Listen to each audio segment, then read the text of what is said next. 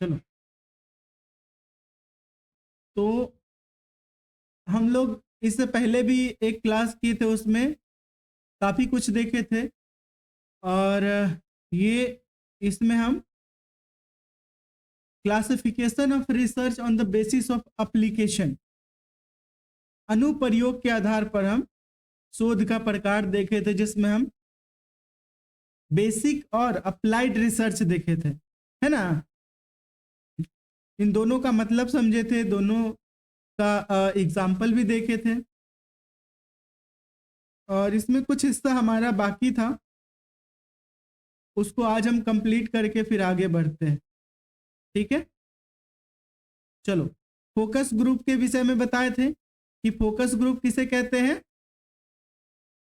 अरे news anchors होते हैं, न्यूज ब्रीफिंग होता है जिसमें 4-5 लोगों को बुलाया जाता है, अलग अलग जो पॉलिटिकल लोग होते हैं या डिफरेंट डिफरेंट टाइप्स के लोग होते हैं, वो आके और चारों तरफ से ऐसे ऐसे बैठते हैं, और एक एंकर रहता है जो इससे सवाल पूछता है, कभी इससे पूछता है, कभी इससे पूछता है, 2-2 मिनट का टाइम देता है, अपना अपना ब्रीफिंग दीजिए। उसी को फोकस ग्रुप बोलते हैं। तो इतना क्या सोचना, फोकस ग्रुप 6 से 10 लोगों का एक ग्रुप होता है, जिसमें 6 से 10 लोग लगभग पार्टिसिपेट करते हैं, जो किसी सब्जेक्ट के एक्सपर्ट होते हैं। और डिस्कशन को संचालित करने के लिए एक मॉडरेटर होता है, जिसको न्यूज एंकर कहा जाता है, ठीक है। किसी एक टॉपिक पे सभी लोगों से क्वेश्चन पूछा जाता है, डिस्कशन करवाया जाता है, ठीक है। और ये सभी एक ओपिनियन बिल्डिंग के लिए और कलेक्टिव व्यूज के लिए ये फोकस ग्रुप ऑर्गेनाइज करवाया जाता है। नैरेटिव रिसर्च के बारे में भी बताए थे बहुत अच्छे से। अब फिर कहोगे कि नैरेटिव रिसर्च भूल गए। नैरेटिव्स क्या होता है, किसी चीज का तुलनात्मक आलोचनात्मक व्याख्या करना, है ना। कोई चीज अच्छा चल रहा है, कोई बुरा चल रहा है, जैसे हम बताए थे कि देश में 2 टाइप के लोग हैं, एक है देश का बुराई कर रहा है, एक अच्छाई कर रहा है। तो ये नैरेटिव्स हो गया। फेनोमेनोलॉजी क्या होता है, फेनोमेनोलॉजी जो होता है वो लाइव एक्सपीरियंस का एक्सपीरियंस होता है। क्या होता है, लाइव एक्सपीरियंस का एक्सपीरियंस। कोई भी चीज के लिए आप, कोई घटना घट रहा है, उसके बारे में आप क्या सोचते हैं, उसके बारे में हम आपसे इंटरव्यू लेंगे। वही हो गया प्रत्ययवाद या अनुभव परक शोध, अनुभव के बारे में। एथनोग्राफी के विषय में भी बहुत अच्छे से बताए थे कि अपने संस्कृति से दूसरे संस्कृतियों के समूह का अध्ययन करना, गहन अध्ययन करना, इथनोग्राफी कहा जाता है। आप जाते हैं, दूसरे की संस्कृति को समझने का कोशिश करते हैं। ये सभी क्वालिटेटिव रिसर्च का एक विशेषता है, एक टाइप्स है। सेमियोटिक्स क्या होता है, संकेत विज्ञान। देखो ये सब शब्द बहुत महत्वपूर्ण है, एग्जाम के लिए बहुत इंपॉर्टेंट है, इसलिए याद ही कर लो। ये सब पीपीटी दिए, पढ़ाए भी इतना अच्छे से डिटेल्स में कल पढ़ाए थे, और आज आप भूल गए। हरमेन्यूटिक्स क्या होता है, व्याख्यात्मक सिद्धांत, जिसमें हम एक थ्योरी बनाते हैं, और थ्योरी और मेथड के आधार पर हम क्या करते हैं, किसी चीज का व्याख्या करते हैं।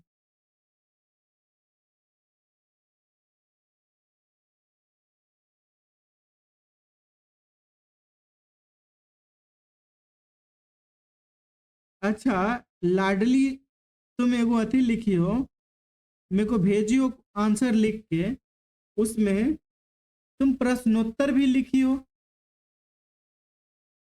प्रश्नोत्तर संख्या 3, और यहाँ पे टॉपिक लिख के, और यहाँ पे इसको लिख के, यहाँ पे उत्तर लिखी हो। एक बात बताओ, प्रश्नोत्तर का क्या मतलब होता है। एक्शन रिसर्च के बारे में देखेंगे, एक्शन रिसर्च किसे कहते हैं।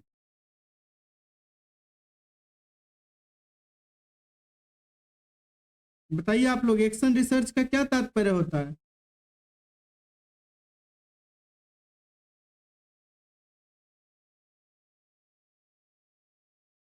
चलो हम एक एग्जाम्पल से समझाते हैं आपको। पहले एक एग्जाम्पल देते हैं।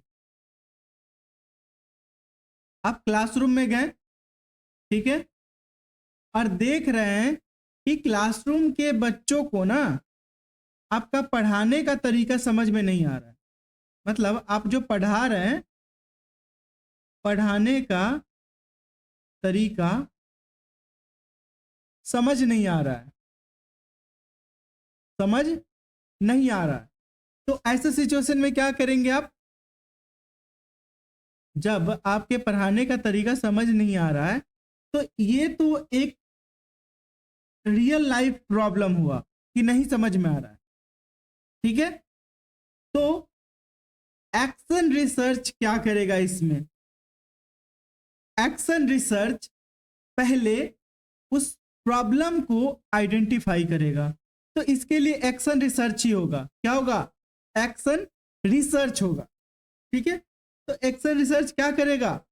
उसके प्रॉब्लम को पहले पहचानेगा, पहचानने के बाद एक तुरंत प्रैक्टिकल सॉल्यूशन निकालेगा।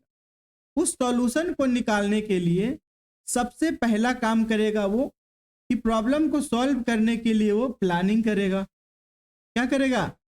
प्लानिंग करेगा। प्लानिंग करने के बाद एक्शन लेगा। प्लानिंग कर, मान लो एक दूसरा मेथड बनाया। पहले क्या किया? पेपर पे मेथड बनाया कि हम बच्चों को ना एक ट्रेडिशनल मेथड से पढ़ा रहे हैं। किस मेथड से? ट्रेडिशनल मेथड से पढ़ा रहे हैं। हम बोल बोल के पढ़ा रहे हैं। तो हम क्या करते हैं कि अब बोलने के बजाय हम इसको चित्र दिखा के पढ़ाते हैं। चित्र दिखा के तब बोलते हैं इसको। तो आप प्लान किए और प्लान करने के बाद आप पढ़ाना शुरू किए, मतलब आप एक्शन ले लिए। एक्शन लेने के बाद आप क्या करेंगे? उसको ऑब्जर्व करेंगे। किसको? ऑब्जर्वेशन। आप उसका ऑब्जर्वेशन किए कि इंप्रूवमेंट हो रहा है कि नहीं हो रहा, और फिर आप उसका इवैल्यूएशन करेंगे। क्या करेंगे? इवैल्यूएशन करेंगे। और फिर देखेंगे क्या कि बच्चों को समझ में अब आने लगा है, लेकिन एक नया दूसरा प्रॉब्लम क्रिएट होगा। तो ये एक साइक्लिंग प्रोसेस होता है, आगे और डिटेल्स में बताएंगे, ठीक है। तो फिर से नया प्लानिंग करेंगे, उसी को एक्शन रिसर्च बोलते हैं, जिसमें हम प्रॉब्लम पहचान कर उसका तुरंत समस्या का समाधान निकालने का कोशिश करते हैं। उसी को एक्शन रिसर्च कहा जाता है, ठीक है। तो एक्शन रिसर्च वह रिसर्च होता है, वह शोध होता है जिसमें हम प्रॉब्लम को पहचान कर तुरंत समाधान निकालते हैं। और इसे कहा जाता है लर्निंग बाय डूइंग। मतलब आप करके सीख रहे हैं, पहले प्लान बना के कर दिए, फिर आप एनालिसिस करेंगे, तो वो हो जाएगा लर्निंग बाय डूइंग, है ना। तो इसमें हम इवेल्युएटिव, इन्वेस्टिगेटिव और एनालिटिकल मेथड का प्रयोग करते हैं कंप्लीट रूप से, ठीक है। एक्शन रिसर्च जो शब्द है सबसे पहले कूट लेविन ने 1940s में दिया है, और उन्हें ही एक्शन रिसर्च का फादर कहा जाता है, ठीक है। उनके अनुसार spiral of steps consisting of planning, action and fact finding. Spiral, ठीक है, ये घूमते रहता है। कोहेन और मेनियन के द्वारा 1988 में 89 में एक्शन रिसर्च के विषय में कहा गया कि रियल वर्ल्ड में स्मॉल स्केल इंटरवेंशन और उसके प्रभावों का एक गहन अध्ययन होता है, ठीक है। चलो इसके कुछ फीचर्स को समझते हैं। तो फीचर्स मतलब विशेषताएं। क्या समझे? फीचर्स मतलब विशेषताएं। तो एक सिचुएशनल और प्रॉब्लम सॉल्विंग पर्सपेक्टिव के लिए इसका प्रयोग किया जाता है। तो रिसर्च किसी स्पेसिफिक सिचुएशन से ही निकलती है। जैसे बताएं, टीचिंग समझ में नहीं आ रहा है, है ना, टीचिंग समझ में नहीं आ रहा है तो उसके लिए हम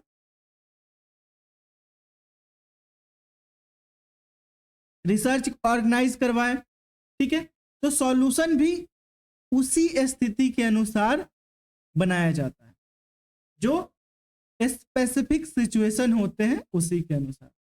इंटरवेंशन इन रियल लाइफ से ही रिलेटेड ज्यादातर प्रॉब्लम्स क्रिएट होते हैं, इसीलिए प्रॉब्लम रियल लाइफ में होता है, इसलिए एक्शन भी रियल वर्ल्ड में किया जाता है।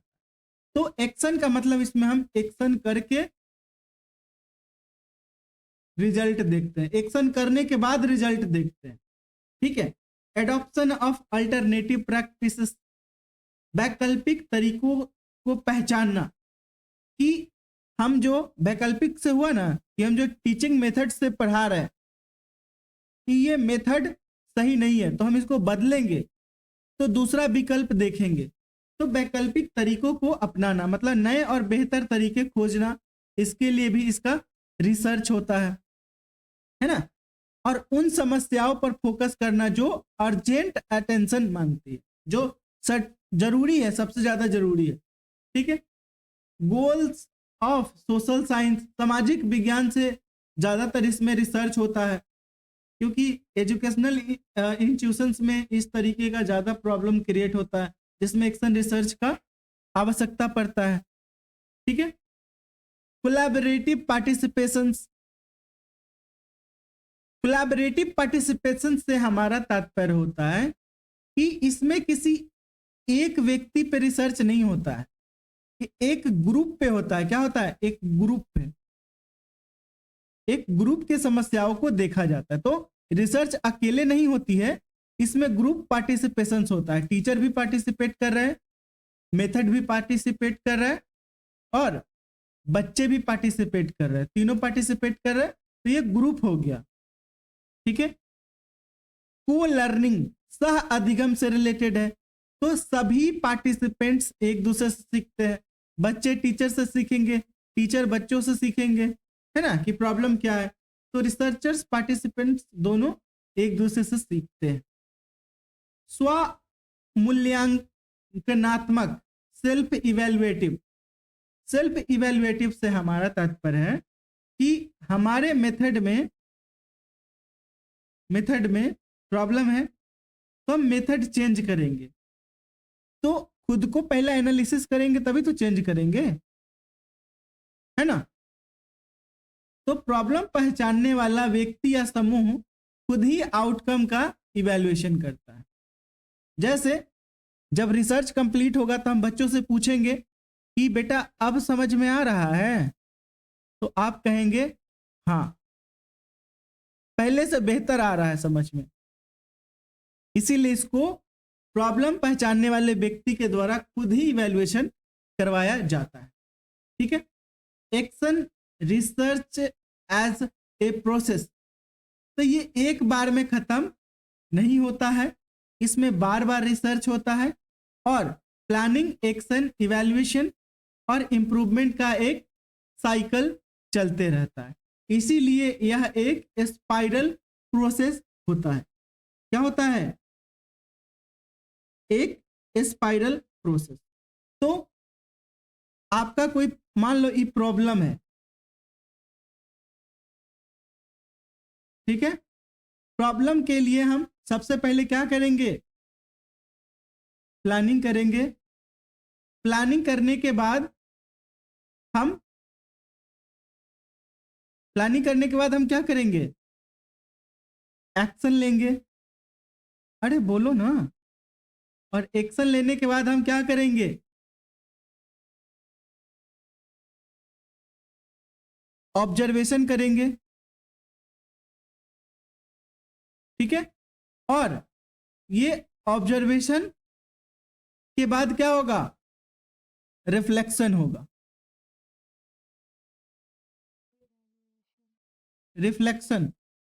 रिफ्लेक्ट होगा, इसी को इवैल्यूएशन कहते हैं। तो यहां पे रिफ्लेक्शन हुआ, क्या हुआ? ये जो रिफ्लेक्शन हुआ, इस रिफ्लेक्शन के बाद एक न्यू प्रॉब्लम की शुरुआत होगी और फिर उस न्यू प्रॉब्लम के सॉल्यूशन के लिए हम न्यू प्लानिंग करेंगे। तो ये एक स्पाइरल चलने वाली प्रोसेस है। क्या है? स्पाइरल चलने वाली प्रोसेस है।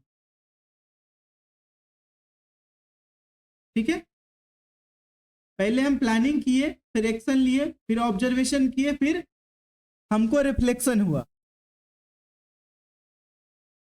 मान लो कि आप लोगों को ना हम कह रहे हैं कि रोज टेस्ट देना। क्या कह रहे हैं? रोज टेस्ट देना, लेकिन आप लोग नहीं दे पा रहे हैं। क्या कर रहे हैं? नहीं दे पा रहे हैं। तो इस पे हम एक्शन लेंगे। क्या करेंगे? एक्शन लेंगे। और एक्शन जो लेंगे वो क्या हो जाएगा? Action research. अब एक्शन लेने के लिए सबसे पहले हम प्रॉब्लम को पहचानेंगे। तो टेस्ट आप नहीं दे पा रहे, उसके पीछे क्या प्रॉब्लम है? आपका टाइमिंग।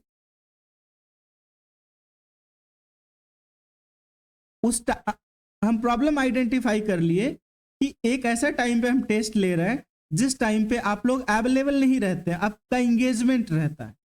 तो हम प्लानिंग करेंगे अब कि हम अपना टाइम चेंज करेंगे, और अब हम आप लोग का जब एक फ्री टाइम होगा उस समय टेस्ट लेंगे। तो ये हम प्लानिंग कर लिए। प्लानिंग के बाद हम एक्शन लेंगे कि उसी टाइम पे टेस्ट लेंगे। फिर हम देखेंगे, ऑब्जर्व करेंगे कि पहले 10 लोग आते थे, पहले 10 लोग आते थे, और अब ऑब्जर्व करेंगे कि 20 में से 20 बच्चा आ रहा है। तो ऑब्जर्वेशन हुआ, और फाइनली 20 में से 20 बच्चा आएगा, सबका रिजल्ट आएगा, तो ये हो जाएगा रिफ्लेक्शन। ठीक है, फिर नया प्रॉब्लम क्रिएट होगा, फिर प्लानिंग करेंगे। तो ये सतत चलने वाली एक प्रक्रिया, ठीक है, बार बार होती है। प्लानिंग, एक्शन, ऑब्जर्वेशन और रिफ्लेक्शन। ठीक है, या इंप्रूवमेंट भी उसको बोल सकते हैं। रिफ्लेक्शन का मतलब इंप्रूवमेंट भी हो सकता है। तो ये हमारा था एक्शन रिसर्च का ये कुछ फीचर्स और एग्जांपल्स। आई होप आप लोगों को समझ में आ गया। आया समझ में? गुड।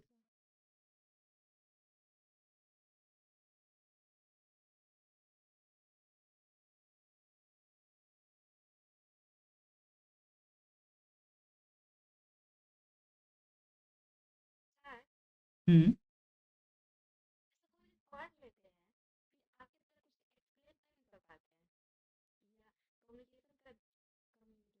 हम बताते हैं।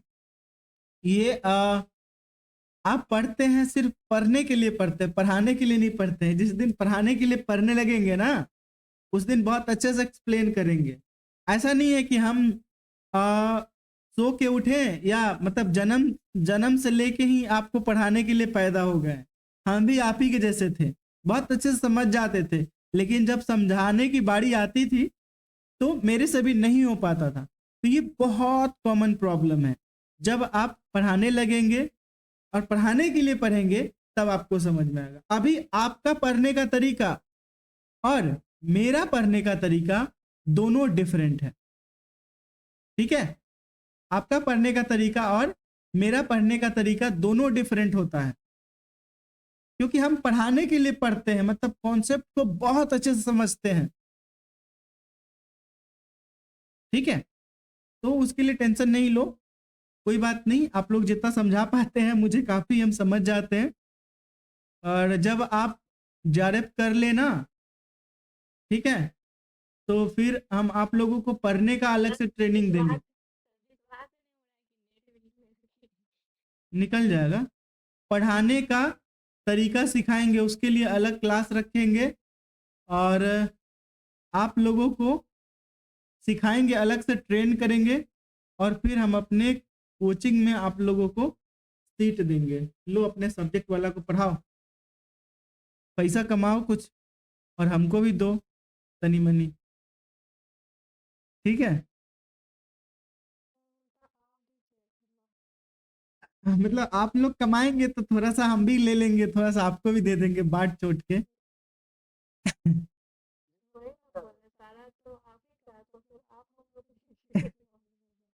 नहीं नहीं, ऐसा नहीं है। आप आप लोग को जितने लोगों का रिजल्ट होगा, नेट हो जेआरएफ हो, सबको अपॉर्चुनिटी देंगे हम पढ़ाने के लिए आगे, सबको, और ट्रेंड करके अपॉर्चुनिटी देंगे। मतलब आपको, आपका अगर किस्मत कोई बदलने के लिए यहाँ पे आया होगा ना, तो वो हम ही होंगे, मान लो आप। आपको आपको जीरो से हीरो बनाने के लिए हम आए हैं यहाँ पे। अब आपको, आपके ऊपर डिपेंड करता है, आपके ऊपर कि आपको जीरो से हीरो बनना है कि जीरो से इन्फिनिट नाला में जाना है।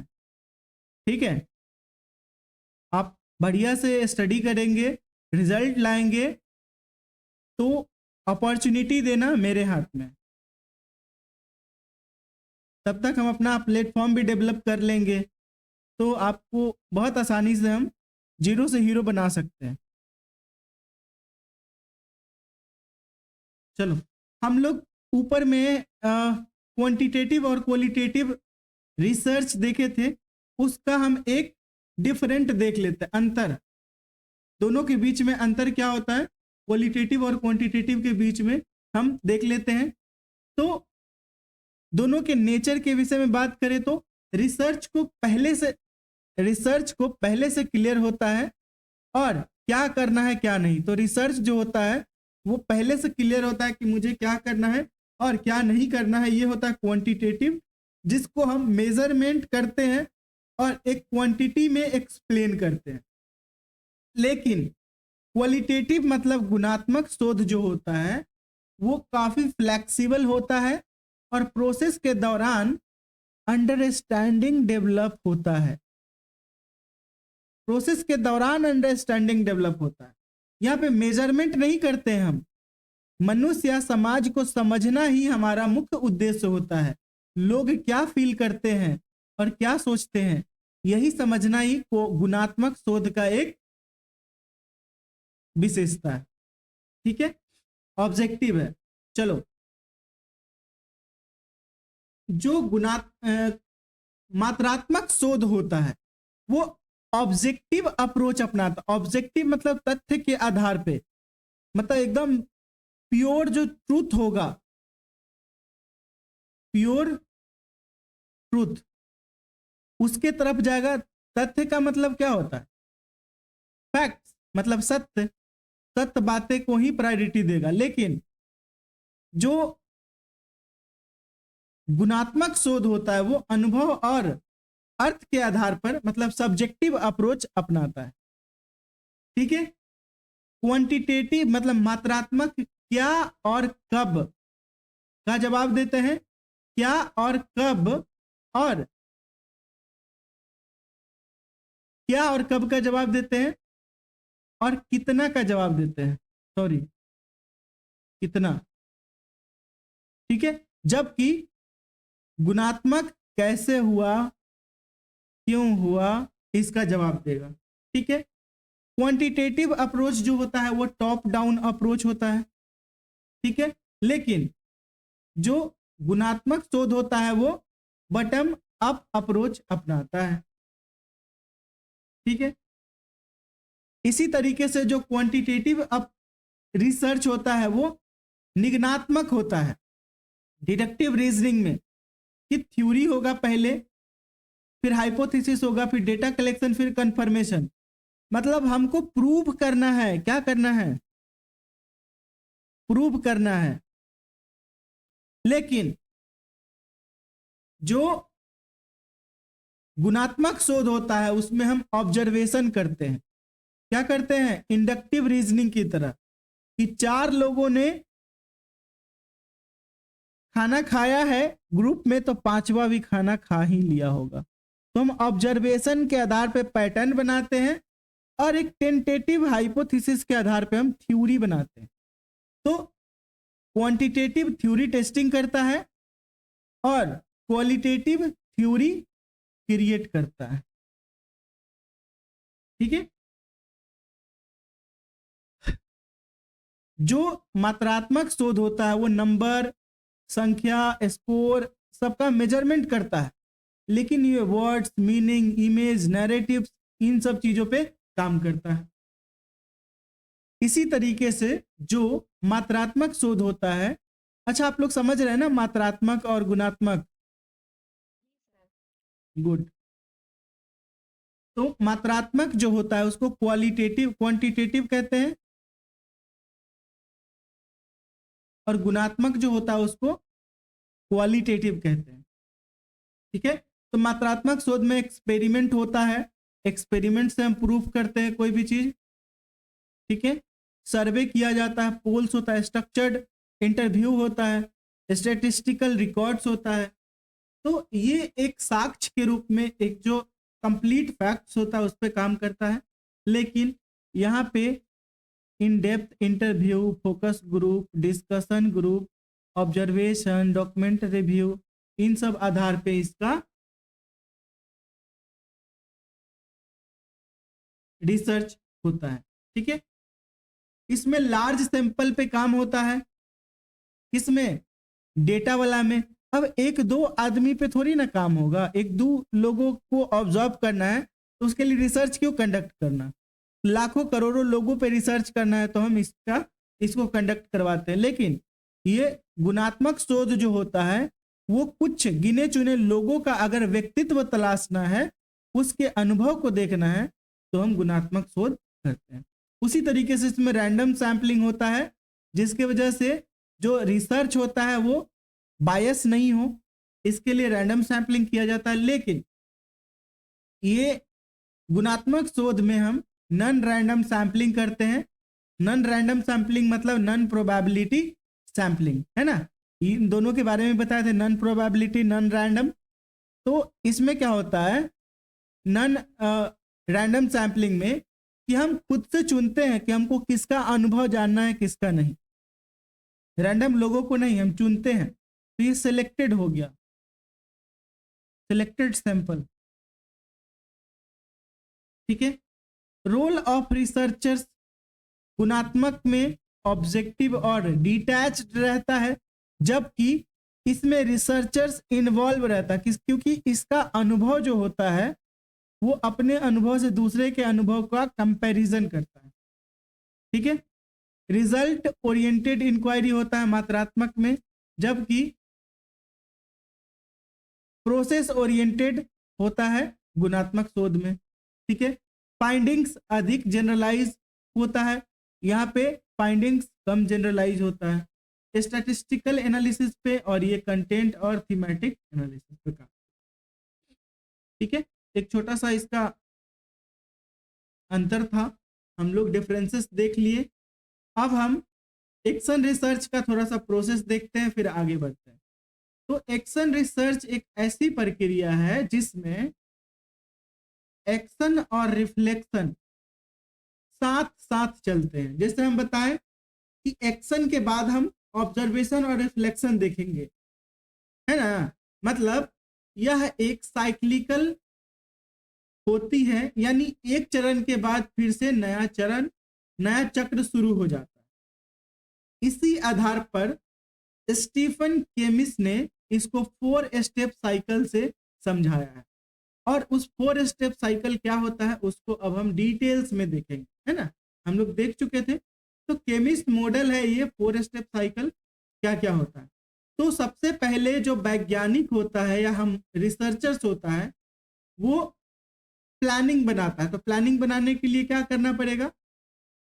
समस्या का वैज्ञानिक विश्लेषण किया जाता है कि आखिर समस्या कहाँ पे है, बच्चों में है कि टीचर में है। तो समस्या को पहले पहचानना पड़ता है। ठीक है, समस्या को पहचानने के बाद यहीं से इनिशियल रिफ्लेक्शन शुरू हो जाता है। कैसे? कि जैसे हम समस्या पहचानेंगे तो हम एक हाइपोथेसिस बनाएंगे कि हम ऐसे करेंगे तो इसमें सुधार आ जाएगा, है ना? हम इस तरीके से अगर करते हैं तो हमको इसमें सुधार देखने को मिल जाता है। तो यह तय किया जाता है कि समस्या क्या है और उसमें सुधार कैसे किया जा सकता है। यही तो रिफ्लेक्शन हो गया,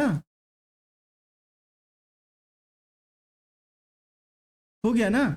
तो टीचर्स या रिसर्चर्स अपनी टीचिंग या प्रैक्टिस में आवश्यक बदलाव की योजना बनाता है, किसमें? प्लानिंग।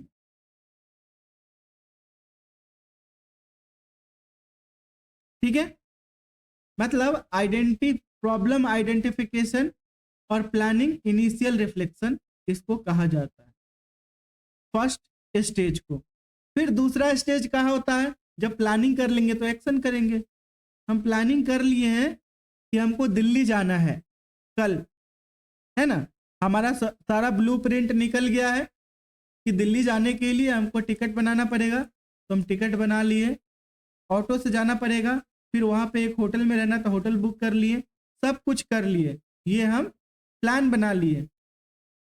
एक्शन क्या होगा, कल हम निकलेंगे, ऑटो लेंगे, फिर ट्रेन में बैठेंगे, फिर दिल्ली पहुंचेंगे, फिर होटल में बैठेंगे, तो ये एक्शन हो गया, है ना। तो एक्शन में क्या करते हैं, बनाई गई योजना को एक्चुअल प्रैक्टिस पे लागू करते हैं, और यह चरण टाइम बाउंड होता है। क्या होता है, टाइम बाउंड होता है, इसमें टाइम लिमिट्स होता है एक्शन का। तो इसी चरण में हम डिफरेंट टूल्स का उपयोग करते हैं, चेंजेस जो होता है, मेथड जो होता है उसका उपयोग करते हैं, ठीक है, डेटा कलेक्शन करते हैं, सिस्टमेटिक एनालिसिस करते हैं, और रिजल्ट को रिकॉर्ड करते हैं।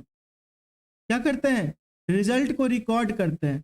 जब हम रिकॉर्ड कर लेते हैं तो हम उस पर फिर ऑब्जर्वेशन करते हैं।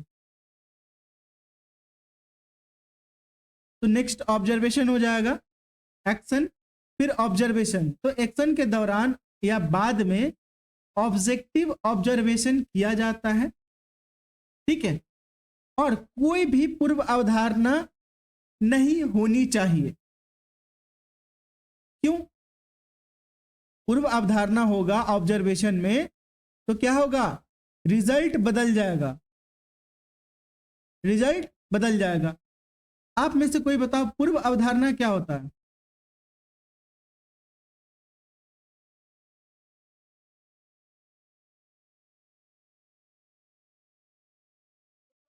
के बारे में हम लोग पहले से सोच कर रखते हैं। वेरी गुड, और कोई बताओ।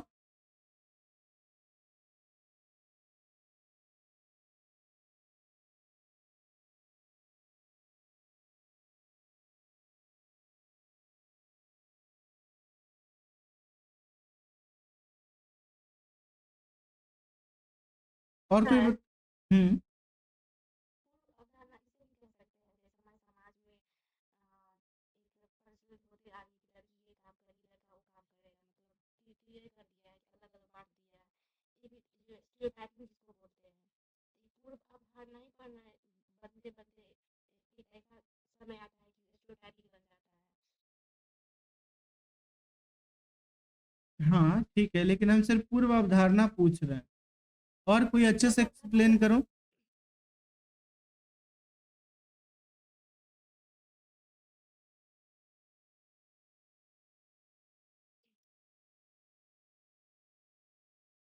और कोई एक्सप्लेन कर सकते हैं, करिए। सर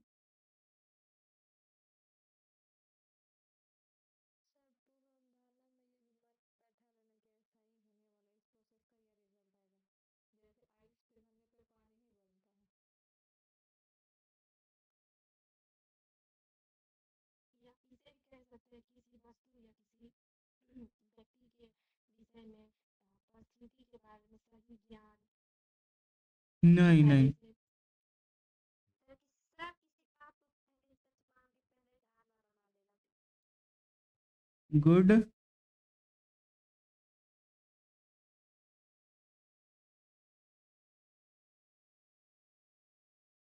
कल्पना बताओ ना, रेगुलर क्लास क्यों नहीं करती हो कल्पना।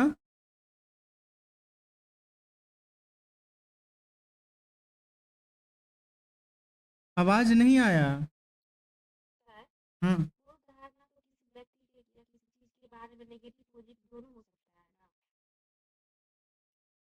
हम्म। वो पढ़े हुए थे प्रीजुडिस जिसको बोलते हैं, और वो स्टीरियोटाइपिंग जिसको पूर्वाग्रह बोलते हो हैं। गया। अच्छा पूर्वाग्रह हो गया है। हम्म। पर किसी परिणाम के लिए पहले से आपने ये सोच बना अपना सोच बना लेना कि इसका यही परिणाम होगा, वही तो पूर्व अवधारणा है। वो तो पूर्वाग्रह हो गया।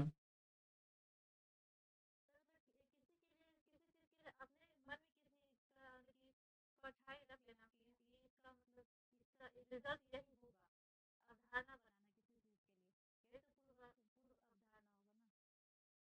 हम्म।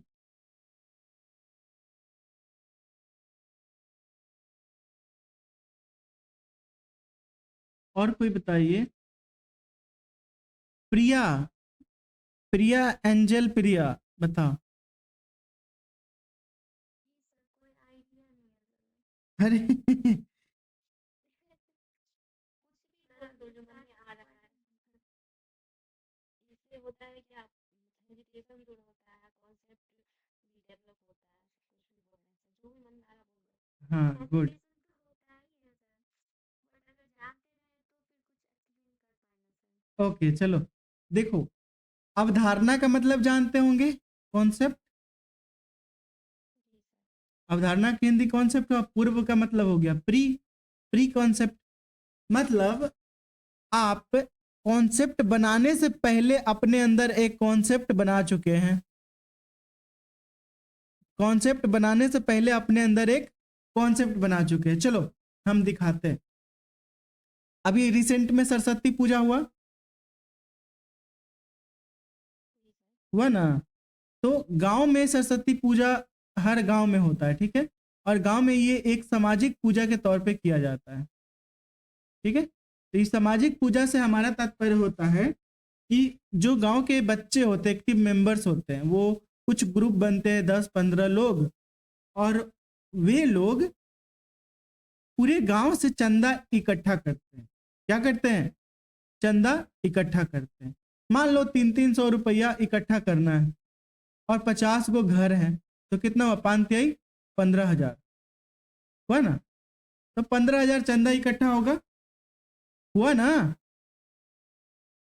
अब इस 50 घर में 50 घर गांव में चंदा नहीं देता है, देता है, लेकिन 4 से 5 लोग ऐसे होते हैं, घर घर के लोग, जो ये अवधारणा बना रखे हैं कि सब बहुत चंदा वसूल रहा है, खर्चा करेगा 10,000 के आसपास में, और 5,000 बचाएगा, और इस 5,000 का सब दारू पिएगा और नाचेगा।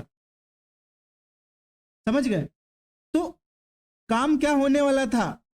कॉन्सेप्ट बनने वाला था पूजा का, लेकिन पहले से वो अपने अंदर कॉन्सेप्ट ये 4-5 लोग बना रखा है। क्या? कार्य होने से पहले ही, काम होने से पहले ही ये अवधारणा बना रखा है कि पूजा होगा कि सब दारू पिएगा। अभी हुआ ही नहीं है वो। तो कॉन्सेप्ट बिल्डिंग होने से पहले हम एक अवधारणा बना चुके हैं। जैसे आप कोई काम शुरुआत करने जा रहे हैं, उससे पहले ही हम कह देंगे अरे जाओ ना, तुम फेल हो जाओगे, तुम पास नहीं हो पाओगे, तुमसे नहीं हो पाए। तो हुआ ही नहीं, उससे पहले हम एक अवधारणा बना, उसी को पूर्व अवधारणा कहते हैं। समझ गए? जी सर, तो पूर्वाग्रह पूर्व अवधारणा में कुछ तो अंदर होगा सर। पूर्वाग्रह मतलब किया गया कार्य। जैसे पूर्वाग्रह का एग्जाम्पल बताते हैं कि पूर्वाग्रह का एग्जाम्पल बताते हैं कि अगर कोई व्यक्ति काम किया, ठीक है, ये अवधारणा मतलब अवधारणा बनने से पहले, अग्रह का मतलब हो गया कि जो काम हो गया है, काम हो गया है। जैसे अगर तुम एग्जाम पास कर गई, क्या हो गई? एग्जाम पास हो गई, तो मेरे अंदर ये अवधारणा है कि पक्का ये चीटिंग करके पास हुई है। क्या समझे? मेरे अंदर एक अवधारणा है कि पक्का ये चीटिंग करके पास हुई है। अवधारणा, पूर्व अवधारणा मतलब काम होने से पहले हम अनुमान लगाते हैं, ठीक है। और पूर्वाग्रह से हमारा मतलब है कि काम हो गया, लेकिन हम उसको गलत तरीके से प्रेजेंट कर रहे हैं। क्या समझी? समझ गई? यही है दोनों में अंतर। समझ में आया?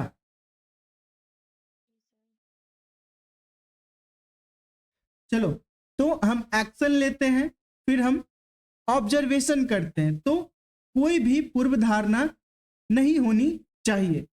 और इसी में शामिल होता है मॉनिटरिंग, रिकॉर्डिंग और डिटेल्ड ऑब्जर्वेशन, है ना। तो एक्शन रिसर्च में 4 प्रोसेस होके गुजरता है। पहले क्या हो गया, प्लानिंग, एक्शन, ऑब्जर्वेशन, ठीक है। और अंत में होता है रिफ्लेक्शन। रिफ्लेक्शन का तात्पर्य है कि जो रिजल्ट आया उसका एनालिसिस किया जाता है ना।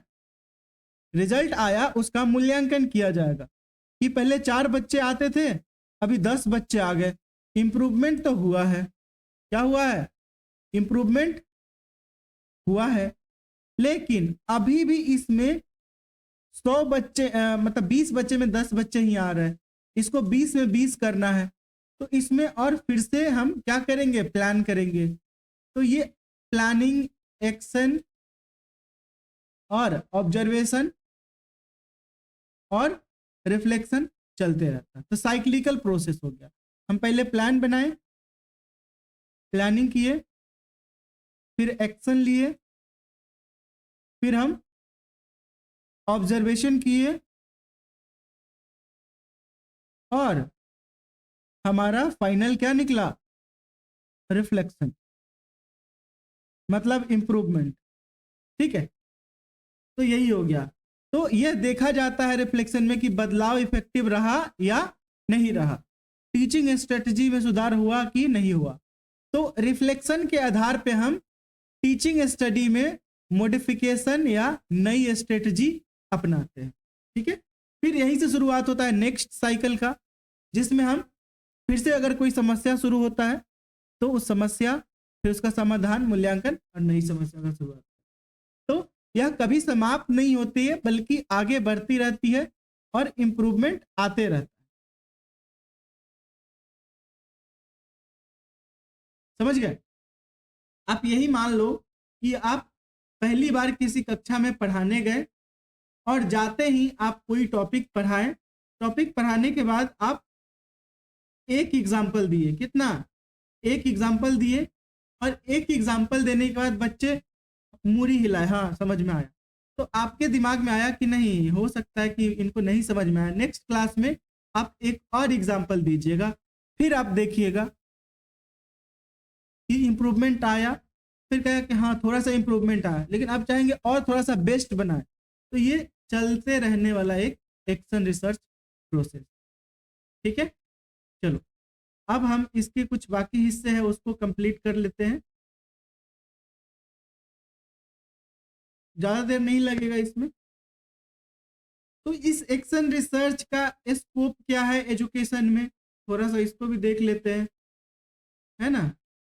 तो ये एक्शन रिसर्च शिक्षा के लगभग सभी क्षेत्रों में समस्याओं के समाधान और व्यवहारिक सुधार के लिए उपयोगी होता है। ठीक है, तो आप लोग देखते होंगे कि न्यू करिकुलम बनता है। क्या बनता है, न्यू करिकुलम बनता है। करिकुलम मतलब जानते हैं ना, नया सिलेबस बनता है। ठीक है, तो सिलेबस बार बार चेंज होता है ना, 2 साल 3 साल पे चेंज होते रहता है, क्योंकि जब भी इसमें इंप्रूवमेंट होता है तो चेंज होते रहता है। तो उसमें कौन सा रिसर्च होता है, एक्शन रिसर्च का प्रयोग किया जाता है। किस रिसर्च का प्रयोग किया जाता है, एक्शन रिसर्च, है ना। तो पाठ्यक्रम, योजना एवं अध्ययन सामग्री का विकास करने के लिए, टीचिंग मटेरियल को लेक्चर फ्रेंडली बनाने के लिए इसका उपयोग होता है। प्रोग्राम डिलीवरी, लर्निंग स्ट्रेटजी के लिए इसका उपयोग होता है ना, कि टीचिंग मेथड को अधिक इफेक्टिव कब बनाया जाए। इसीलिए इसमें बहुत सारा प्रोग्राम भी होता है। फैकल्टी डेवलपमेंट प्रोग्राम, FDP, जब आप टीचर बन जाएंगे, प्रोफेसर बन जाएंगे, तो आपको ना ये प्रोग्राम करना पड़ेगा, FDP। कौन सा, FDP, इसको इंग्लिश में बोलते हैं फैकल्टी डेवलपमेंट प्रोग्राम। क्या बोलते हैं, फैकल्टी डेवलपमेंट प्रोग्राम। इससे क्या होगा, आप नई नई फैकल्टीज की आइडियाज सीखते रहेंगे, रिसर्च पे, विभिन्न डिफरेंट चीजों पे, पढ़ाने के तरीकों पे, जिससे आप में इंप्रूवमेंट होते रहेगा। ठीक है, तो इसी एक्शन रिसर्च के वजह से ही ये सारा चीज चलाया जाता है। ठीक है, स्टूडेंट असेसमेंट और इवैल्यूएशन, इवैल्यूएशन। तो इवैल्यूएशन टेक्निक में सुधार किया जाता है कि हम टेस्ट जो ले रहे हैं इसमें अच्छा परफॉर्म नहीं कर रहे हैं आप, तो टेस्ट का टाइप चेंज कर देते हैं। तो ये सभी इसका टाइप है। स्टाफ डेवलपमेंट, टीचिंग स्किल का विकास करने के लिए प्रोफेशनल। तो ये सभी तो अब चीज समझ गए होंगे आप लोग बहुत अच्छे से कि एक्शन रिसर्च का इस्तेमाल कहाँ कहाँ किया जाता है, जो समस्या होता है उसके समाधान के लिए, है ना, जिससे डिसीजन मेकिंग बेहतर बनाया जा सके। व्यवहारगत परिवर्तन के लिए, ठीक है, टीचर स्टूडेंट के व्यवहार में सकारात्मक बदलाव लाने के लिए भी इसका प्रयोग किया जाता है। चलो अब हम पढ़ते हैं next topic, mixed research. Mixed research क्या होता है, अच्छे से पढ़ना, ये एग्जाम के लिए बहुत इंपॉर्टेंट है, ठीक है।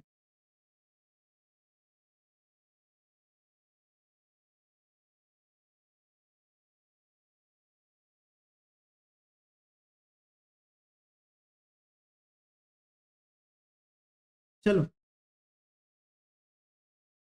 मिक्स रिसर्च से हमारा तात्पर्य होता है कि इसमें अभी हम देखें क्या,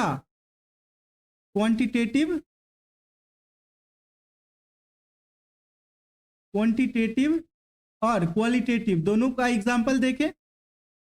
तो इसमें मिक्स्ड रिसर्च में क्वांटिटेटिव और क्वालिटेटिव मतलब गुणात्मक और मात्रात्मक दोनों का संयोजन किया जाता है। कैसे कैसे किया जाता है, तो यहां पे मिक्स्ड रिसर्च में क्वालिटेटिव और क्वांटिटेटिव दोनों एक दूसरे के विरोधी नहीं होते हैं, दोनों का अलग अलग काम होता है। अच्छा, दिन में आप लोगों को हम अपना सिनॉप्सिस दिखाए थे ना, तो हम रिसर्च मेथोडोलॉजी में हम लिखे थे कि इसमें क्वालिटेटिव और क्वांटिटेटिव दोनों रिसर्च का उपयोग किया जाएगा। तो आपके पास डेटा कलेक्शन है और डेटा कलेक्शन के अलावा आप डेटा को एक्सप्लेन भी तो करेंगे। तो एक्सप्लेन करेंगे तो क्या हो जाएगा, क्वालिटेटिव और ये डेटा कलेक्शन क्या हो जाएगा, क्वांटिटेटिव। समझ गए। तो डेटा कलेक्शन मतलब मेजरमेंट करना है, तो हम क्वालिटेटिव मात्रात्मक रिसर्च हो गया, और उसका अगर व्याख्या करना है, गुण को दिखाना है, तो वो गुणात्मक हो गया। समझ गए। तो मिक्स्ड रिसर्च में दोनों एक दूसरे के विरोधी नहीं होते हैं, बल्कि क्वालिटेटिव रिसर्च से बनी हाइपोथेसिस को बाद में क्वांटिटेटिव तरीके से टेस्ट किया जाता है।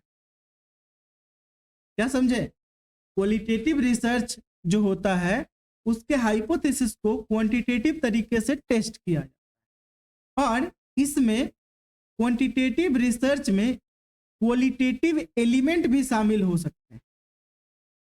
कैसे, तो एग्जाम्पल से हम लोग समझते हैं कि ये क्वांटिटेटिव रिसर्च, क्वांटिटेटिव का हिंदी क्या होता है, मात्रात्मक शोध। इससे संबंधित एग्जाम्पल है कि भारत में गरीबी की एक्सटेंट और पैटर्न, एक्सटेंट मतलब मात्रा और पैटर्न मतलब तो पैटर्न जानते ही हो, तो क्या है, तो ये क्वांटिटेटिव मात्रात्मक शोध का एग्जाम्पल है। पैटर्न क्या है और मात्रा क्या है, ठीक है।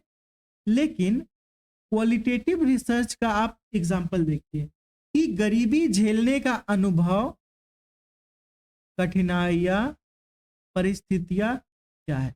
अच्छा, आप देखो यहाँ पे कि यहाँ पे मात्रा, गरीबी की मात्रा क्या है, मतलब कितने लोग गरीब है। 140 करोड़ में 80 करोड़ लोग गरीब है, मान लो। तो इसको हम डेटा में मेजरमेंट कर रहे हैं, क्या हो गया, एक डेटा हो गया, एक फैक्ट्स हो गया। लेकिन अनुभव को आप मेजरमेंट कर सकते हैं क्या, कि कितना अनुभव है, 80 करोड़ अनुभव है कि 50 करोड़, कठिनाइयां कै सौ है, परिस्थितियां कै हजार है, नहीं ना? तो इसको हम वर्ड्स में, मीनिंग्स में और एक्सपीरियंस में मेजरमेंट करते हैं, एक्सपीरियंस में मेजर करते हैं। तो यही गुणात्मक हो गया, क्योंकि गुण दर्शा रहा है और ये मात्रा दर्शा रहा है। समझ गए? समझ में आ रहा है? गुड। अब हम देखेंगे कि क्वांटिटेटिव हाउ मच बताता है, क्वांटिटेटिव कितना, क्या बताता है, कितना, लेकिन क्वालिटेटिव बताता है कैसे और क्यों हुआ। ठीक है, तो क्वालिटेटिव रिसर्च की जरूरत क्यों है? जब हम मेजरमेंट कर सकते हैं तो क्वालिटेटिव रिसर्च का, गुणात्मक का क्या जरूरी है? तो मानव के अनुभव को समझने के लिए आपको गुणात्मक शोध की जरूरत पड़ेगी। जब फीलिंग समझने की बात आएगी, परसेप्शन समझने की बात आएगी, मतलब समझने की बात आएगी, तो क्वालिटेटिव रिसर्च की जरूरत पड़ेगी। ठीक है, तो हम मिक्स्ड रिसर्च देख लिए जिसमें क्वांटिटेटिव और क्वालिटेटिव दोनों का क्या होता है, संयोजन होता है। ठीक है, चलो अब नेक्स्ट है हमारा classification of research on the basis of concept. Concept के आधार पे रिसर्च का वर्गीकरण। ठीक है, तो पहला है कंसेप्चुअल, मतलब अवधारणात्मक या संकल्पनात्मक। ठीक है, तो कंसेप्चुअल रिसर्च मतलब अवधारणात्मक रिसर्च क्या होता है? तो इसका अवधारणा क्या होता है? अवधारणा मतलब कंसेप्ट होता है। अवधारणा, अवधारणा का मतलब कॉन्सेप्ट। तो कॉन्सेप्ट का कॉमर्स में क्या जरूरी है, अवधारणा का क्या जरूरी है? ये तो दार्शनिक लोग ना अपना अवधारणा बनाएंगे कि नहीं, समाज जो है ना उसको बहुत चिंतनशील होना चाहिए। तो फिलोसफर्स और जो थिंकर्स होते हैं उनके द्वारा इस अवधारणात्मक रिसर्च का प्रयोग किया जाता है। किसके द्वारा?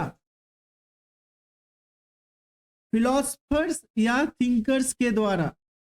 ठीक है, इसका उद्देश्य होता है नया कॉन्सेप्ट विकसित करना। जैसे कोई व्यक्ति अपना अनुभव लिख रहा है, क्या लिख रहा है, अपना अनुभव लिख रहा है, तो वो क्या क्या करेगा, कौन सा रिसर्च अपनाएगा? कंसेप्चुअल रिसर्च अपनाएगा। माइक ऑफ कर लो लाडली। चलो, तो कंसेप्चुअल रिसर्च नए कॉन्सेप्ट को विकसित करेगा, या कोई मौजूदा कॉन्सेप्ट है उसका क्या करेगा, पुनर्व्याख्या करेगा। अच्छा, आप लोग आचार्य प्रशांत का वीडियो देखे होंगे, आचार्य प्रशांत, हाँ बहुत लोग देखे होंगे इसमें। तो आचार्य प्रशांत अभी के समय में ना, आप मान लो कि जो मौजूदा कॉन्सेप्ट है उसका पुनर्व्याख्या करते हैं क्या करते हैं, पुनर्व्याख्या करते हैं। मतलब जो सामाजिक या धार्मिक अवधारणाएं हैं उसमें व्याप्त कुरीतियां हैं, उन कुरीतियों के अलावा भी जो हमारे धर्म ग्रंथ है उसमें कुछ अच्छी बातें हैं उसको हाईलाइट करते हैं, और जो कुरीतियां हैं उनको छुपा वो करते हैं, उसको एक्सपोज करते हैं कि ये गलत अवधारणा है। तो उसी को कहते हैं पुनर्व्याख्या। क्या समझे? मौजूदा कॉन्सेप्ट का पुनर्व्याख्या करना या कोई नया कॉन्सेप्ट देना, है ना? तो नया कॉन्सेप्ट में आप लोग बहुत सारा कॉन्सेप्ट सुने होंगे कि जब शंकराचार्य आए, ठीक है, तो शंकराचार्य के बाद ना बहुत सारे नए नए दार्शनिक हुए। उन्होंने शंकराचार्य अद्वैतवाद का सिद्धांत देखेंगे, उसके बाद विशिष्टाद्वैत, द्वैतवाद, फलानावाद, ढिमकानावाद, तो ये रामानुज सर हाँ रामानुजम, तो ये सभी क्या हुआ, ये अवधारणा पे नया अवधारणा विकसित करना हो, ठीक है।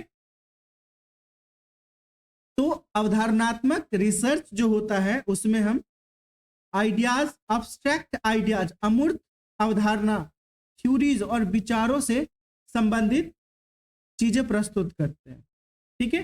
तो इसका नेचर क्या होता है, तो इसमें डाटा कलेक्शन और एक्सपेरिमेंट की आवश्यकता नहीं है, इसमें आवश्यकता किसकी है, अनुभव की, तर्क की, किसकी, तर्क की, विचार की, ठीक है, और लॉजिकल एनालिसिस पर आधारित होता है।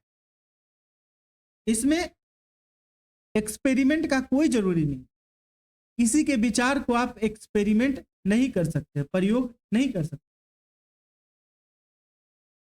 चलो, तो दूसरा टाइप है इसका इंपेरिकल रिसर्च, अनुभवजन्य या प्रायोगिक रिसर्च, इसको अनुभविक शोध भी कहते हैं, ठीक है। इसका तात्पर्य होता है कि हम हाँ पढ़ाए थे वो, आपको पूरा नहीं बताए थे, जस्ट शॉर्ट में बताए थे, यहाँ पे पूरा बता रहे हैं।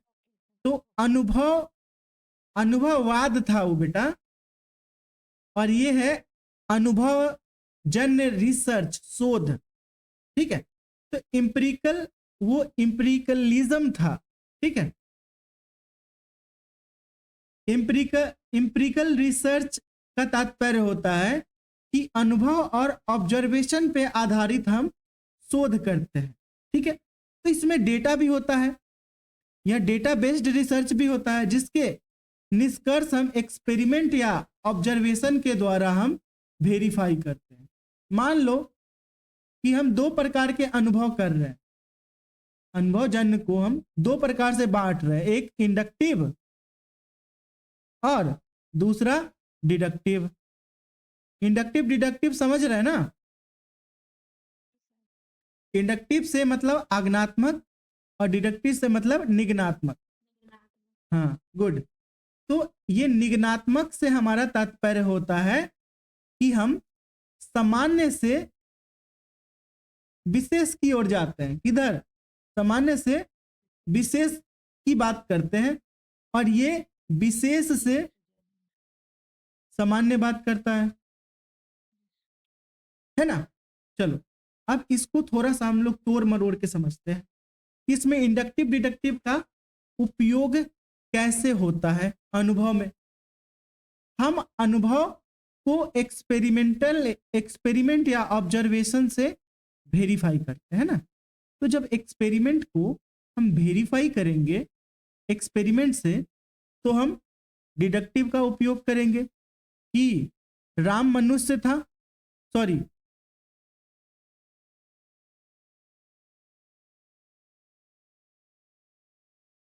सभी मनुष्य मरणशील होता है। एग्जाम्पल क्या हो गया, सभी मनुष्य मरणशील होता है,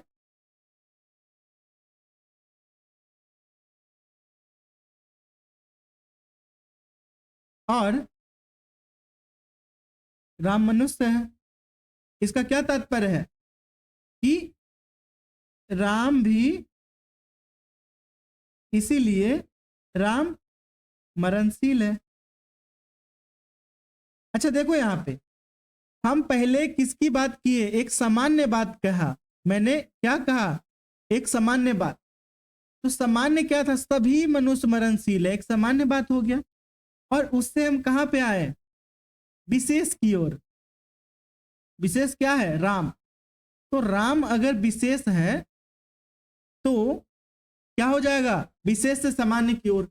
तो हम अनुभव किए कि सभी मनुष्य मरणशील है, जिसको जो भी आदमी देखते हैं मर जाता है, मतलब राम भी मनुष्य है तो ये भी मर जाएगा। तो इसका क्या तात्पर्य है, कि राम मरणशील है, हम अनुभव किए और उसके आधार पर एक निष्कर्ष निकाले। तो ये अनुभवजन्य जो रिसर्च होगा, एम्पिरिकल रिसर्च, ये एक्सपेरिमेंट कर रहा है, अपने ऑब्जर्वेशन को वेरीफाई कर रहा है। किस मेथड से वेरीफाई कर रहा है? मेथड से, एक्सपेरिमेंटल मेथड है ना।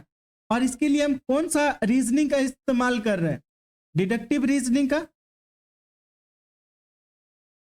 तो इसमें डिडक्टिव रीजनिंग का भी इस्तेमाल हुआ, ठीक है। अनुभव ऑब्जर्वेशन भी करता है। आप देख रहे हैं कि सामने से एक आदमी आ रहा है, उसके हाथ में बैग है, दूसरे आदमी के हाथ में भी बैग है, तीसरे आदमी के हाथ में भी बैग है, चौथे आदमी के हाथ में बैग है। तो आप अनुभव किए, इसके आधार पे आप कहेंगे कि पांचवें आदमी आएगा, उसके हाथ में भी बैग होगा। जैसे अनुभव, आज आप देखें सूरज पूरब से उगा, कल भी देखे पूरब से, परसों भी पूरब से। तो आप इस आधार पे अनुभव किए कि अगला दिन भी पूरब से ही सूरज उगेगा, ठीक है। तो ये अनुभव रिसर्च हो गया। तो हम इसका कहां पे इस्तेमाल करेंगे? इंडक्टिव फील्ड में। तो एम्पिरिकल रिसर्च में इंडक्टिव और डिडक्टिव दोनों प्रकार का इस्तेमाल हम करते हैं। हम इसलिए बताएं कि इससे एग्जाम में क्वेश्चन आया हुआ, ठीक है। तो हाइपोथेसिस को प्रूव या डिसप्रूव किया जाता है। रिसर्च का फैक्ट्स पर कंट्रोल होता है, ठीक है। तो यह शोध तब उपयुक्त होता है जब यह जानना हो कि एक वेरिएबल दूसरे को प्रभावित करता है कि नहीं करता है, ठीक है। इसी को अनुभव रिसर्च कहा जाता है।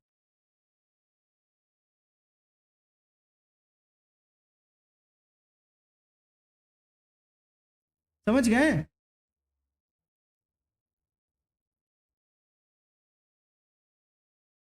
अरे समझ में आ रहा है? गुड। चलो अब हम लोग नेक्स्ट देखते हैं, कंसेप्ट ऑफ ट्रायंगुलेशन क्या होता है, त्रिकोणीकरण की अवधारणा क्या होता है। कॉन्सेप्ट ऑफ ट्रायंगुलेशन क्या होता है?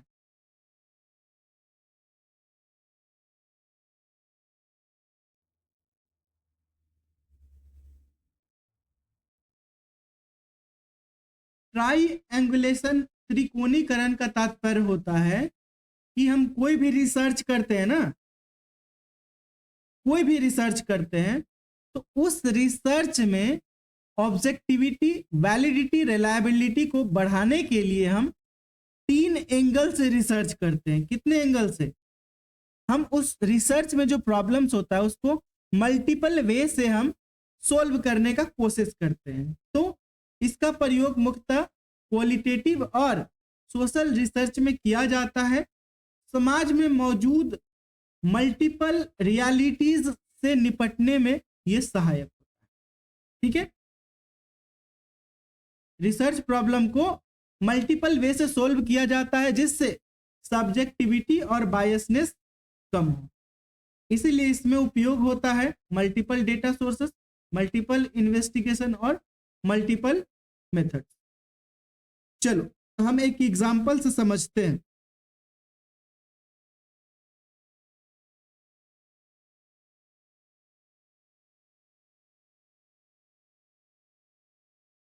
मान लो किसी गांव में स्वास्थ्य समस्या की स्थिति जानना हो। एग्जाम्पल में समझो, किसी गांव का स्वास्थ्य समस्या है, स्वास्थ्य सेवाओं की स्थिति जानना। तो इसमें हम ट्रायंगुलेशन, कॉन्सेप्ट ऑफ ट्रायंगुलेशन का इस्तेमाल कैसे करेंगे? कोई बता सकता है? चलो हम बताते हैं। ट्रायंगुलेशन का तात्पर्य होता है कि हम 3 तरीके से इस स्थिति की जांच करें। कितने तरीके से? 3 तरीके से स्थिति की जांच करना, है ना। चलो यहां पे समझो कि अगर एक गांव का स्वास्थ्य स्थिति जांचना है तो प्राइमरी डेटा क्या होगा इसका? प्राइमरी डेटा होगा कि गांव के जो लोग होंगे उनसे साक्षात्कार लेना, इंटरव्यू लेना। सेकेंडरी डेटा क्या हो जाएगा? इस गांव का गवर्नमेंट रिपोर्ट पढ़ना, ठीक है। और तीसरा क्या हो जाएगा? जो अस्पताल होगा उसका अवलोकन करना।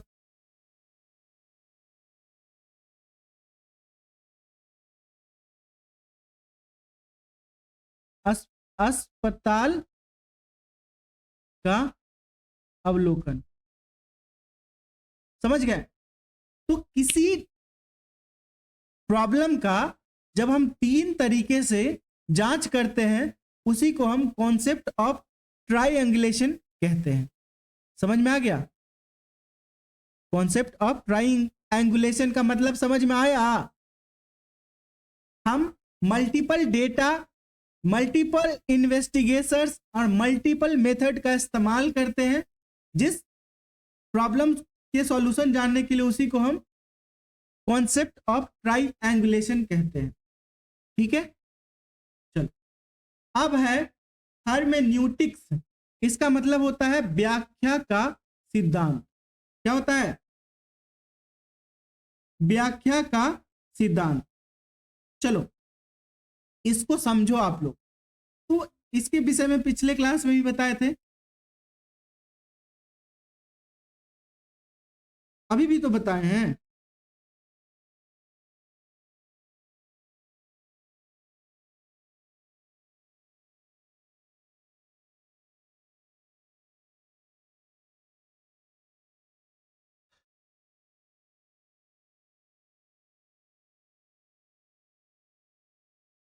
क्या हुआ, आप लोग बोल नहीं रहे? थक गए क्या? नहीं सर, सोच रहे हैं। हाँ बताओ, एक एग्जाम्पल से समझाओ।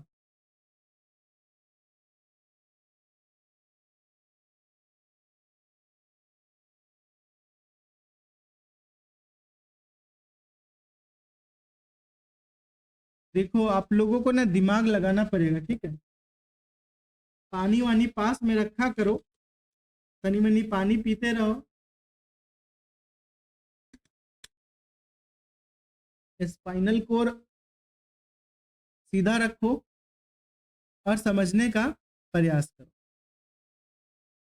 ठीक है।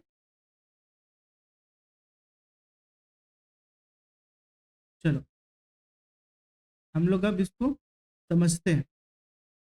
हर्मेन्यूटिक्स का तात्पर्य होता है, हर्मेन्यूटिक्स एक प्रेजेंट इंटरप्रिटेशन है, व्याख्या है। व्याख्या का सिद्धांत इसको बोलते हैं कि हम किसी भी चीज की व्याख्या कैसे करें, है ना। व्याख्या का सिद्धांत, इसका तात्पर्य है इसमें हम थ्योरी और मेथोडोलॉजी का इस्तेमाल करते हैं, है ना। तो इसका प्रयोग विशेष रूप से religious text, wisdom literature, philosophical text की व्याख्या में किया जाता है। तो आप बताओ, इसमें एक पहले से अवधारणा होता है, अवधारणा मतलब थ्योरी बना होता है, उसको हम किसी मेथड का प्रयोग करके समझाते हैं, मेथोडोलॉजी का प्रयोग करके हम समझाते हैं। चलो हम एक एग्जांपल से समझते हैं कि गीता में लिखा हुआ है, गीता में लिखा हुआ है कर्म करो, फल की चिंता नहीं करो, फल की चिंता नहीं करो, है ना। ये लिखा हुआ है गीता में, है ना। तो हर्मेन्यूटिक्स क्या कहेगा? सिंपल सा अगर इसके अर्थ की बात कहा जाए तो साधारण अर्थ क्या होगा? साधारण अर्थ होगा केवल कर्म करते रहो, केवल कर्म करते रहो, यही ना होगा साधारण अर्थ कि फल का चिंता नहीं करो। लेकिन व्याख्या का सिद्धांत से हमारा तात्पर्य है कि इसके अंदर में जो छिपा हुआ मीनिंग्स है, डेप्थ मीनिंग्स, उसको समझाना होता है व्याख्या का सिद्धांत। क्या होता है? व्याख्या का सिद्धांत।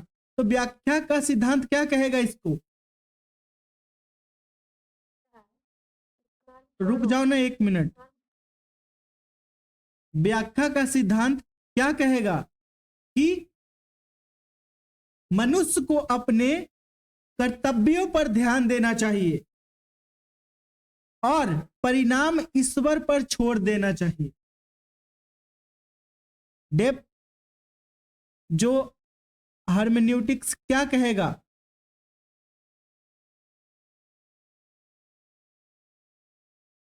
हर्मेन्यूटिक्स क्या कहा कि मनुष्यों को कर्म पर ध्यान देना चाहिए। किस पे? अपने कर्तव्यों पर ध्यान देना चाहिए।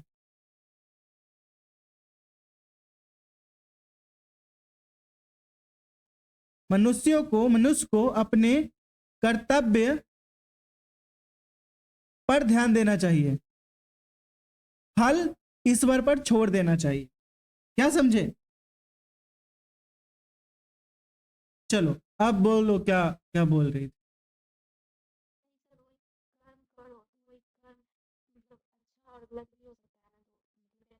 अरे नहीं, कर्म अच्छा गलत की बात नहीं है। कोई भी आदमी काम करता है तो उसका एक उद्देश्य होता है, चाहे वो अच्छा काम करे चाहे गलत काम करे, है ना। तो कर्म से हमारा तात्पर्य है कि हम अपने उद्देश्य के लिए कोई काम कर रहे हैं। उद्देश्य का क्या मतलब? उद्देश्य का मतलब जो हमको फल का, हम जो फल के बारे में सोच रहे हैं कि हम पढ़ाएंगे तो हमको पैसा मिलेगा, और हमको मन है हमको जेल जाना, तो हम मर्डर करेंगे किसी का तो जेल जाएंगे। ठीक है। तो व्याख्या का सिद्धांत मतलब हर्मेन्यूटिक्स क्या कहेगा कि उसके गहन मतलब को समझाएगा। यही होता है व्याख्या का सिद्धांत। आपसे एग्जाम में क्वेश्चन पूछ सकता है, इसलिए इंपॉर्टेंट है। जैसे थ्योरी के बारे में बताए थे, और एक ग्लैंड थ्योरी आया हुआ था जिसको हिंदी में श्रेष्ठ सिद्धांत कहते हैं, है ना। तो ये थ्योरी का ही टाइप्स था। तो ग्लैंड गलत लिख दे, यहाँ पे ग्रैंड थ्योरी होगा। ठीक है। श्रेष्ठ सिद्धांत, श्रेष्ठ सिद्धांत से हमारा तात्पर्य होता है कि एक प्रूवन थ्योरी। क्या होता है? एक प्रूवन थ्योरी। ठीक है। चलो अब हम लोग, हमारा टाइप्स ऑफ रिसर्च खत्म हो गया है। ठीक है। रिसर्च मेथड्स भी खत्म हो चुका है। अब हम रिसर्च प्रोसेस को पढ़ेंगे। नेक्स्ट क्लास में बहुत डिटेल्स से, लेकिन अभी थोड़ा सा हम इसको देख लेते हैं ओवरव्यू के लिए, जो हमारे लिए इंपॉर्टेंट है, एक स्नैपशॉट में। ठीक है। चलो, तो रिसर्च प्रोसेस से हमारा तात्पर्य होता है कि रिसर्च एक सिस्टमेटिक और साइंटिफिक प्रक्रिया है जिसके माध्यम से किसी समस्या का समाधान खोजें। तो उसके लिए हमको क्या करना पड़ेगा? जब हम रिसर्च करते हैं तो उसके लिए सबसे पहले हमको रिसर्च में जो प्रॉब्लम है, समस्या है, उसको खोजना। उसी को हम बोलते हैं फॉर्मुलेशन ऑफ रिसर्च प्रॉब्लम। क्या बोलते हैं? रिसर्च एक साइंटिफिक और एक सिस्टमेटिक प्रक्रिया है ना। तो उसके लिए हम पहले समस्या खोजेंगे कि समस्या क्या है ना। तो समस्या खोजने के लिए हम उसके अंदर कुछ काम करते हैं। तो फॉर्मुलेशन ऑफ रिसर्च हमारा फर्स्ट स्टेप हो गया रिसर्च का, और ये सबसे महत्वपूर्ण चरण होता है। यही से रिसर्च की शुरुआत होता है। तो इसका कुछ मुख्य घटक होता है, उसको देखते हैं। तो पहले हम, हमारा जो सब्जेक्ट होता है उसके बुक्स, जर्नल्स, थीसिस, रिपोर्ट्स का अध्ययन करते हैं। यहाँ पे गड़बड़ाना नहीं, ये थीसिस का तात्पर्य होता है प्लुरल, और इस थीसिस का मतलब होता है एक थीसिस। ये सिंगुलर वर्ड है और ये प्लुरल वर्ड है। ठीक है। दोनों का मतलब थीसिस होता है।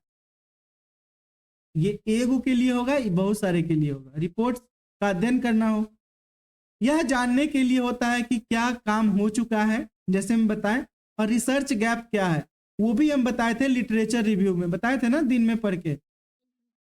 तो लिटरेचर रिव्यू में हम रिसर्च गैप देखते हैं कि काम तो हुआ है लेकिन हम जो करना चाहते हैं वो इसमें नहीं हुआ है। ठीक है। फॉर्मुलेशन ऑफ ऑब्जेक्टिव्स, मतलब हम रिसर्च जो करने जा रहे हैं उसका क्या एम्स है, क्या गोल्स है, उसको स्पष्ट किया जाता है ना। तो ऑब्जेक्टिव क्लियर, स्पेसिफिक और मेजरेबल होना चाहिए। आइडेंटिफाइंग रिसर्च वेरिएबल्स, रिसर्च में कौन कौन सा वेरिएबल्स होगा उसकी पहचान करना है ना। आप वेरिएबल्स के बारे में बताएंगे कि कौन कौन सा वेरिएबल्स है, किस पर निर्भर करता है। मेजरिंग स्केल के बारे में बताएंगे, इसके बारे में बताएंगे मेजरिंग स्केल क्या होता है रिसर्च में, नॉमिनल, ऑर्डिनल, इंटरवल और रेशियो। ठीक है।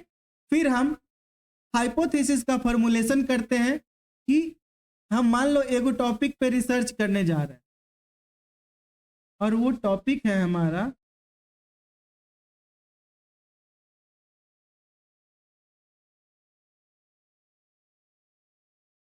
एक research problem. Formulation of research में हम क्या करेंगे, रिसर्च प्रॉब्लम मतलब जिस समस्या है कोई, उस समस्या को पहले हम आइडेंटिफाई करेंगे। तो समस्या क्या होगा, समस्या यही होगा, मान लो एक समस्या है कि मोबाइल से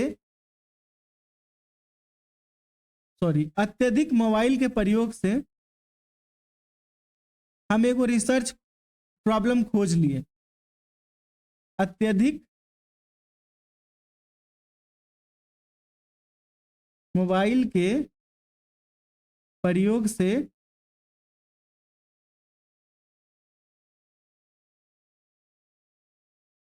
भूलने की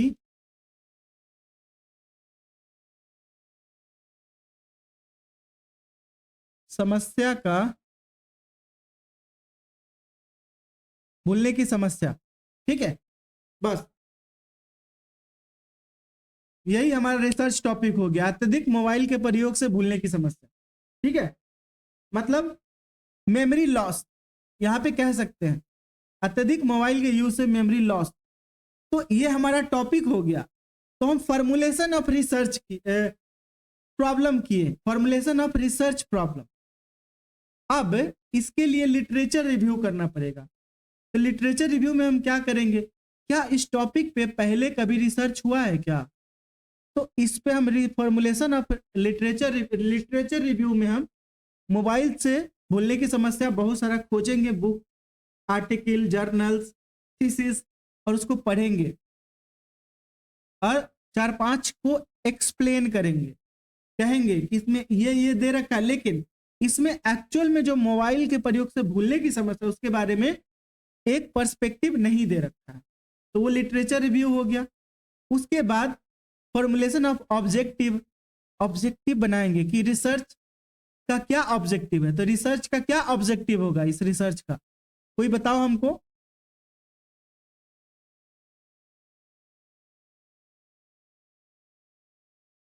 दो ही ऑब्जेक्टिव बता दीजिए आप लोग।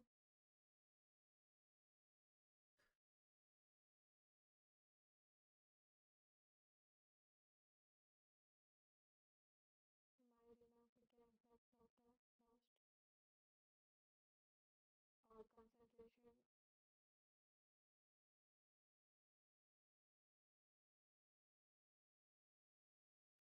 ऑब्जेक्टिव एक क्वेश्चन होता है बेटा, ऑब्जेक्टिव। हाँ, बहुत अच्छा। तो यहाँ पे ये हो जाएगा कि मोबाइल के प्रयोग से कैसे कंसंट्रेशन भंग होता है।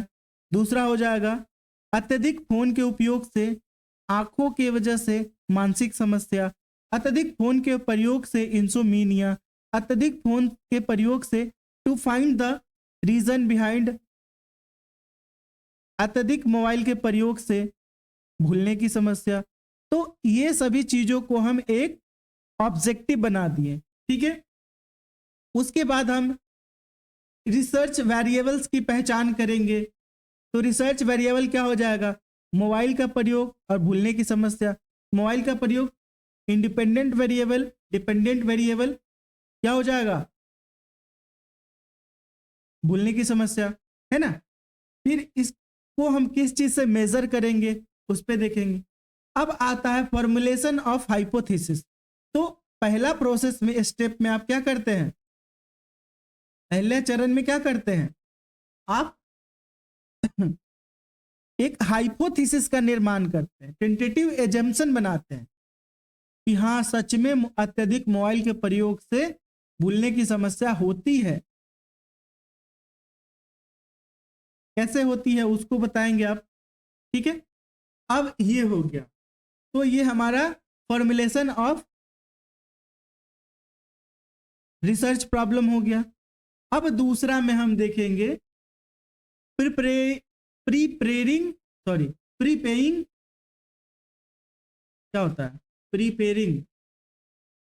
Preparing research design. मेरा दिमाग काम करना बंद कर दिया है, हम भी ज्यादा फोन यूज करते हैं इसलिए भूलने की समस्या हो रहा है। मेरे दिमाग में भी इसलिए टॉपिक आया, ठीक है। तो शोध अभिकल्प होता है रिसर्च डिजाइन का मतलब। अब आपको एक ब्लू प्रिंट बनाना है। क्या करना है? ब्लू प्रिंट बनाना है, जिसमें हम क्या देखेंगे? जिसमें हम देखेंगे कि हम किस तरीके से पूरा रिसर्च कंडक्ट करने वाले हैं। हम डेटा कहां से लेंगे, सैंपल कहां से लेंगे, सैंपल में कौन सा मेथड का इस्तेमाल करेंगे, ठीक है, डेटा कौन सा यूज करेंगे, प्राइमरी की सेकेंडरी, ठीक है, ये देखेंगे, ठीक है। तो इसमें हम जो प्रॉब्लम है उसकी संरचना को लॉजिक रूप से रखेंगे और स्टडी डिजाइन क्रिएट करेंगे कि इसमें कौन कौन सा टाइप का स्टडी होगा, एक्सप्लोरेटरी होगा, डिस्क्रिप्टिव होगा, एक्सपेरिमेंटल स्टडी के बारे में बताएंगे, इसमें एक्सपेरिमेंट होगा कि नहीं होगा, ये सब होगा।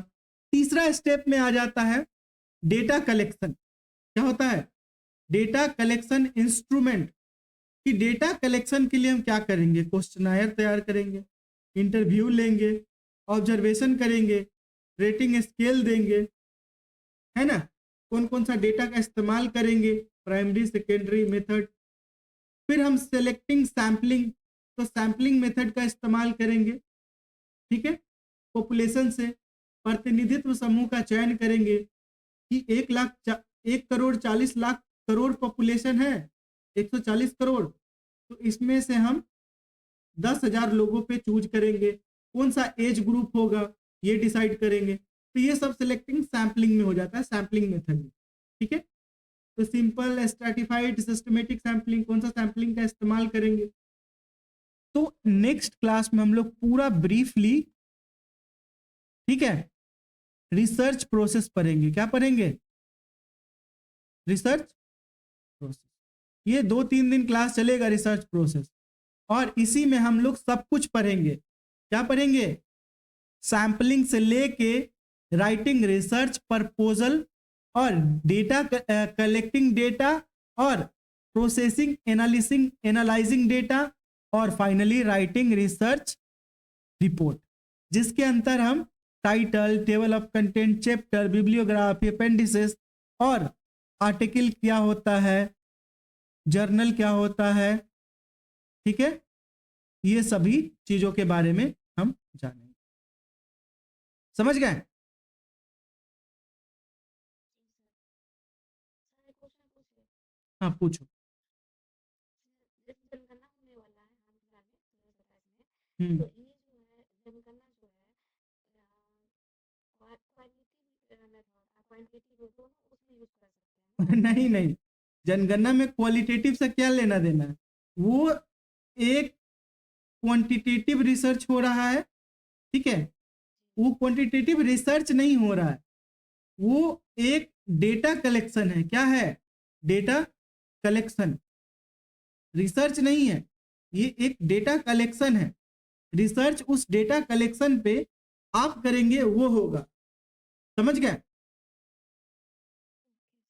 और जनगणना के बारे में बताए थे ना कि एक वो और सर, नेक्स्ट ये तो सर्वे में आ गया सर, मिक्स्ड रिसर्च में हम इसको तुलना कर रहे थे कि कहीं हो सकता है दोनों मेथड्स यूज करेंगे तो कहीं मिक्स्ड रिसर्च में नहीं आ नहीं, जाए। जनगणना वो एक सर्वे मेथड है, जस्ट कुछ नहीं, वो एक सर्वे है, ठीक है। और ये आता है सर्वे रिसर्च में, इसमें हम डेटा कलेक्ट करते हैं, एज इट इज लिखते हैं, है ना। जी सर। हाँ, तो नेक्स्ट में हम इसको अच्छे से स्टेप ऑफ रिसर्च को बहुत अच्छे से पढ़ेंगे, सॉरी प्रोसेस ऑफ रिसर्च को। और फिर मिलते हैं नेक्स्ट क्लास में, काफी टाइम हो गया, है ना। जी सर। और किसी को कोई दिक्कत?